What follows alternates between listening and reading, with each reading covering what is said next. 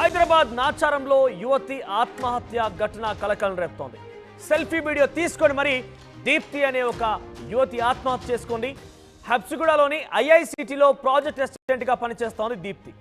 అయితే ఐఐసిటీలోనే దీప్తి తండ్రి కూడా పనిచేసేవాడు. ఆయన పేరు సంగీతరావు. అయితే ఇటీవల కాలంలో రిటైర్డ్ అయిపోయాడు కూడా. ఆయన విధి నిర్వహణలో ఉన్నప్పుడే ఆయన అక్కడ ఆల్రెడీ పనిచేస్తున్న నేపథ్యంలోనే అనిల్ అనే ఒక వ్యక్తి తన భార్య అనితకి అందులో ఉద్యోగం ఇప్పించాలంటూ సంగీతరావుకి 15 లక్షల రూపాయలు ఇచ్చాడట. అయితే 15 లక్షల రూపాయలు సెప్టెంబర్ కావస్తోంది, నవంబర్ కూడా వచ్చేసింది. దీంతో ఇప్పటివరకు ఉద్యోగం పెట్టించకపోవడంతో, ఉద్యోగం సంబంధించిన అంశం తెరమిరికి రాకపోవడంతో పదే పదే సంగీతరావుని డబ్బులు ఇవ్వాల్సిందిగా అనిల్ ఒత్తిడి తెచ్చేవాడు. దీంతో 7 లక్షల రూపాయల డబ్బును కూడా తిరిగి వెనక్కి ఇచ్చివేశాడు సంగీతరావు. అయితే తర్వాత ఇవ్వాల్సిన 8 లక్షల రూపాయల పైన ఎట్టి పరిస్థితుల్లో సంగీతరావు స్పందించకపోవడంతో తన కుమార్తె దీప్తి పైన ఒత్తిడి తీసుకోవడం ప్రారంభించాడు అనిల్. కానీ ఆవిడ చెప్పిన మాట ఏంటంటే, నేను డబ్బులు తీసుకోలేదు, మా నాన్న తీసుకున్నాడు. పైపెచ్చు మా నాన్న కొంతకాలంగా మా నుంచి దూరంగానే ఉంటున్నాడు, ఇండివిజువల్గా ఉంటున్నాను, మా అమ్మ నేను మాత్రమే ఉంటున్నానంటూ దీప్తి చెప్పుకొచ్చే ప్రయత్నం చేసినప్పటికీ అనిల్ మాత్రం వినలేదు. ఎటకేలకు అనిల్ తన భార్య అనిత చేత దీప్తి పైన సంగీతరావు పైన నాచారం పిఎస్లో కంప్లైంట్ ఇచ్చే ప్రయత్నం చేశారు. కంప్లైంట్ ఆధారితంగా వారిపైన కేసు కూడా నమోదైంది. సివిల్ కోర్టులో కూడా వీళ్ళపైన దావా వేశారు. సో ఈ రెండు ఘటనలకు సంబంధించి అంశాలు దీప్తి అనే అమ్మాయిని చాలా కలిచివేశాయి.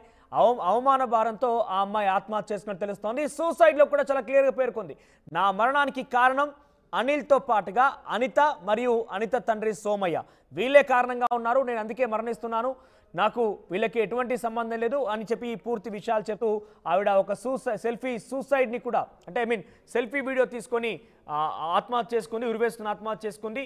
తన సెల్ ఫోన్ పరిశీలిస్తే ఈ వీడియో బట్టబయలైంది. ఈ వీడియోలో నా మరణానికి కారణం వీళ్ళే అని చెప్తూనే, నా మరణం తర్వాత నా శవాన్ని వైద్య పరీక్షల నిమిత్తం సంబంధించి నిమిత్తం పంపించాడంటే కూడా ఆ అమ్మాయి చెప్పడం జరిగింది.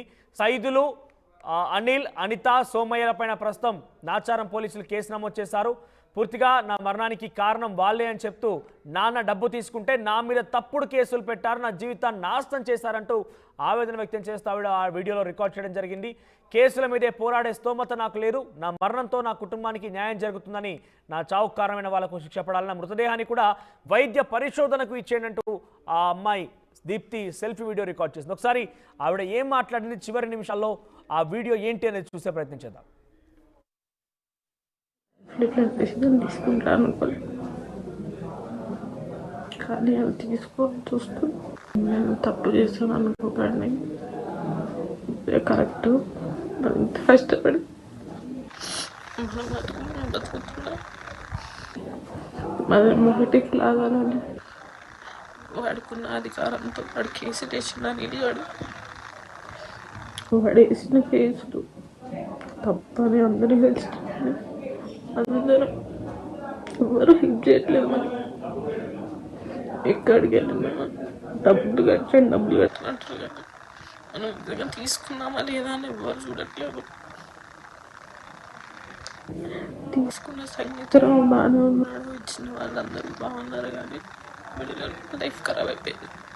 వాళ్ళ పైన చేసిన ఫేక్ ఎఫ్ఐఆర్, వాళ్ళ పైన చేసిన ఫేక్ సివిల్ కేసు అంతా అబద్ధం. మా ఫాదర్ వాళ్ళే డబ్బులు తీసుకున్న మాట నిజం, కానీ మాకు తన గురించి ఏం తెలియదు. నా ఫోన్లో ప్రతి ఒక్క ప్రూఫ్ ఉంది, నా దగ్గర ప్రతి ఒక్క డాక్యుమెంట్, కానీ నాకు ఎవరు న్యాయం చేయదు. ఏం చేయకపోయినా కానీ డబ్బులు కట్టమంటున్నారు, అది నేను ఒప్పుకోను. నాకు ఒక్క జాబ్ డబ్బులు చేయడానికి, నా పెళ్ళి పోయారు చేసిన లైఫ్ ఖరాబ్ చేస్తారు. నన్ను పిహెచ్డీ చేయడానికి కూడా చేస్తున్నారు. అమ్మని మంచిగా చూసుకో, నా తల్లి కంటే ఎక్కువ చూసుకో. నాకు తెలుసు నీ కొడుకు కంటే ఎక్కువ నన్ను రేపించాడు, కానీ మనం డబ్బులు పెట్టలేము. మన దగ్గర లేవు 30 లక్షలు, మనం ఇప్పుడు మరి కట్టలే పరిస్థితుల్లో లేవు. ఎట్టి పరిస్థితుల్లో వాళ్ళు మాత్రం వాళ్ళు చేసిన తప్పుగా వాళ్ళు శిక్ష పడాలి. వాళ్ళు దగ్గర సంగీతం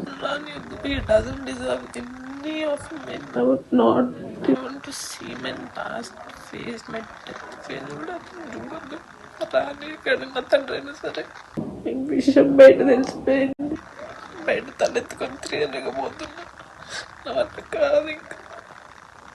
అందరినీ నేను తోచుంటే మాట్లాడు ఇది న్యాయంగా బతికిన నన్ను తండ్రి ఎట్లా అంటాడేమో అన్ని న్యాయంగా బతికి కానీ వెళ్ళినప్పుడు నన్ను న్యాయంగా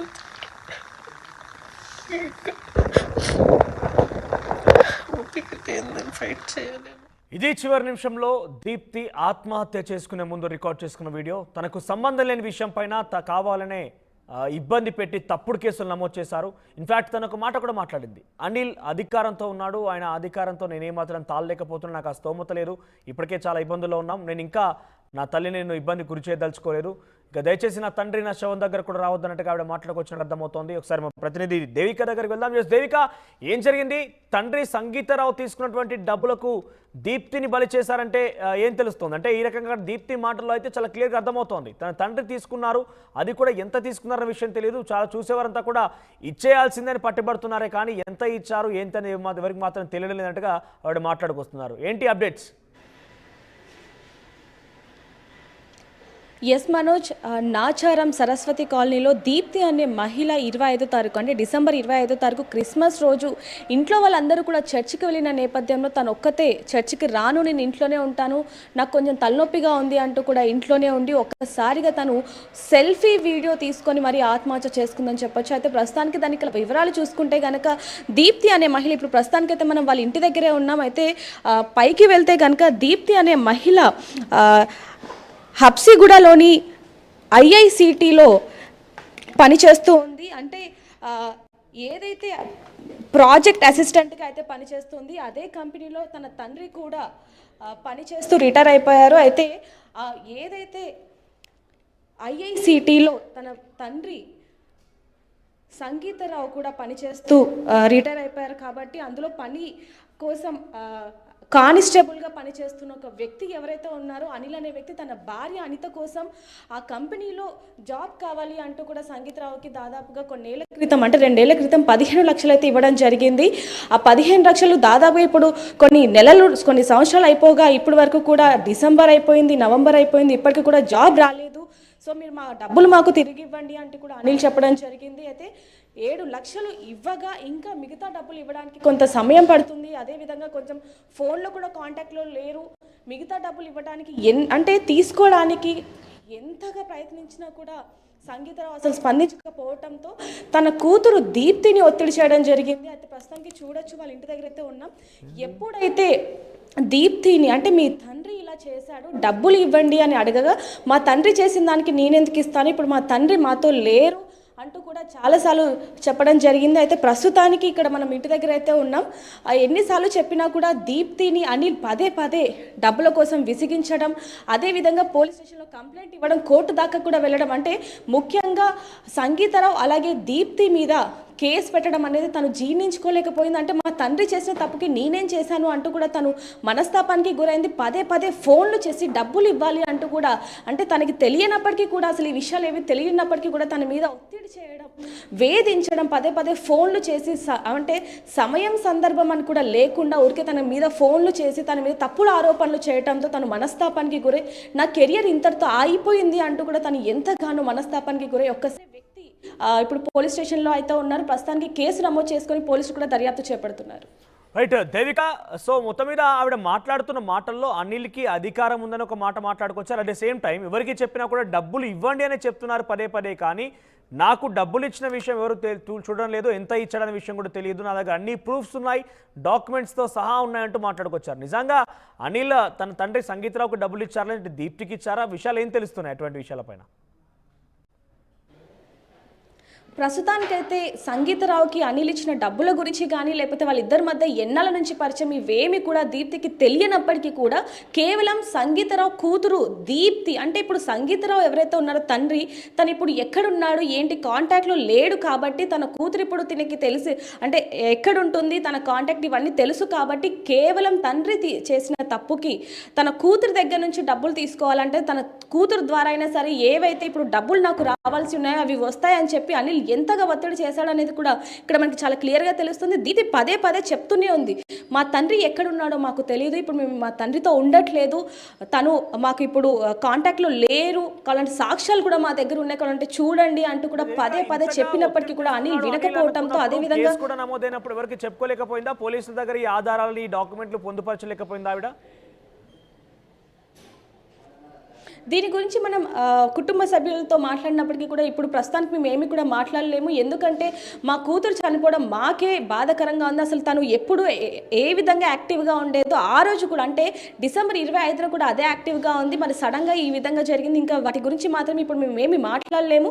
పోలీసులు కూడా మాకు సపోర్ట్ చేస్తున్నారు. ఇప్పుడు ప్రస్తుతానికి ఎవరైతే అనిల్, అనిత అలాగే ఇంకొంతమంది ఉన్నారో వారి మీద కేసు కూడా నమోదు చేయడం జరిగింది. ప్రస్తుతానికి అయితే పోలీసుల దగ్గరికి వెళ్ళిన తర్వాత వారితో మాట్లాడిన తర్వాత పూర్తి వివరాలు మేము చెప్పగలము అంటూ కూడా కుటుంబ సభ్యులు చెప్పడం జరుగుతుంది. మనోజ్, ఇక ప్రజెంట్ ఈ సూసైడ్ నోట్ ఆధారితంగా నాచారం పోలీసులు ఏం చేయబోతున్నారు, ఎవరిపైన యాక్షన్ తీసుకోబోతున్నారు, చాలా కీలకంగా మారింది. ఇది ఒక రకంగా చెప్పాలంటే చివరి నిమిషంలో మరణ వాంగ్మూలం కూడా భావించాలి. సో ఈ వీడియో పైన ఎటువంటి లోతైన విచారణ జరిగే అవకాశం ఉంది?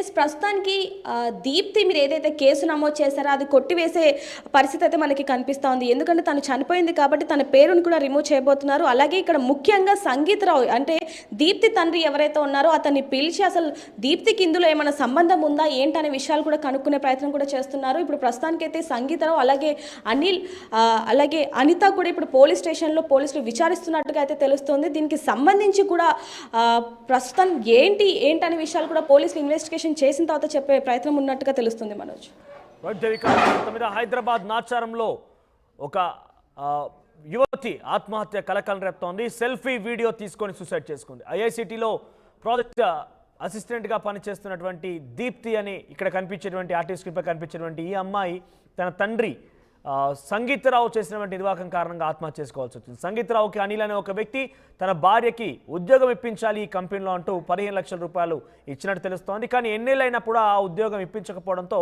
తిరిగి తండ్రి సంగీతరావు పైన అనిల్ అనే వ్యక్తి ఒత్తిడి తీసుకొచ్చాడు. అయితే సంగీతరావు అప్పటికే ఒక 8 లక్షల రూపాయలు చెల్లించినట్టు తెలుస్తోంది. మిగిలినటువంటి 7 లక్షల రూపాయలు చెల్లించడానికి కొంత సమయం అడిగాడు. ఆ తర్వాత దాన్ని చెల్లించకుండా నిరాకరించాడు. ఏం జరిగిందేమో కానీ మొత్తం అయితే అనిల్ కేసు వేయడం జరిగింది. అయితే ఈ కేసు సందర్భంలో దీప్తి పైన కూడా కేసు వేశాడు. తన కూతురు దీప్తి కూడా అదే కంపెనీలో ప్రాజెక్ట్ అసిస్టెంట్గా పనిచేస్తున్న నేపథ్యంలో దీప్తి పైన కూడా అనిల్ కేసు వేశారు. తప్పుడు కేసు బనాయించారు, సివిల్ దావా వేశారు, సివిల్ కేసు నమోదు చేశారు. ఇవన్నీ నేను భరించలేకపోతున్నాను, అవమాన భారంతోనే ఆత్మహత్య చేసుకుంటానంటూ చెప్పింది. మరోవైపుగా తన తండ్రికి తనకు చాలా కాలంగా దూరంగానే ఉంటున్నాం, ఇద్దరి మధ్య సంబంధం లేదు, తన తండ్రికి డబ్బులు ఇచ్చిన విషయం కూడా తెలియదు నాకు, కావాలని నన్ను ఇరికించే ప్రయత్నం చేస్తున్నారు, తండ్రి నిస్సహాయ స్థితిలో ఉన్నారు కాబట్టి నేనైతే డబ్బులు ఇవ్వాలనే ఒక ఆలోచనతోని అనిల్ నా పైన కూడా కేసు నమోదు చేశారు. తను అధికారం కూడా ఉందనుకో మాట్లాడుకొచ్చారు ఆయన ఈ సూసైడ్ నోట్లో, ఈ సూసైడ్ వీడియోలో. అయితే అధికారం అంటే అనిల్ కానిస్టేబుల్ కూడా పనిచేస్తున్నట్టుగా తెలుస్తోంది. ఏదేమైనా కూడా సూసైడ్ సెల్ఫీ వీడియో తర్వాత సూసైడ్ అనే అంశం ఒక్కసారిగా కలకలం రేపుతోంది. ఈ సెల్ఫీ వీడియో ఆధారంగా ప్రస్తుతం పోలీసులు కేసు నమోదు చేశారు, విచారణ జరిపిస్తున్నట్టు తెలుస్తోంది. ఒకసారి ఆవిడ చివరి నిమిషంలో సెల్ఫీతో ఒక ఆవేదన పూరితమైనటువంటి మాటలు మాట్లాడి సూసైడ్ చేసుకున్నారు. ఇంతకీ ఆవిడ ఏం చెప్పాలనుకున్నారు, ఏం చేశారో చూద్దాం.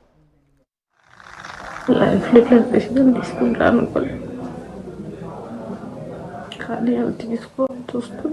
నేను తప్పు చేస్తాను అనుకోకండి, కరెక్ట్. మరి ఇంత కష్టపడి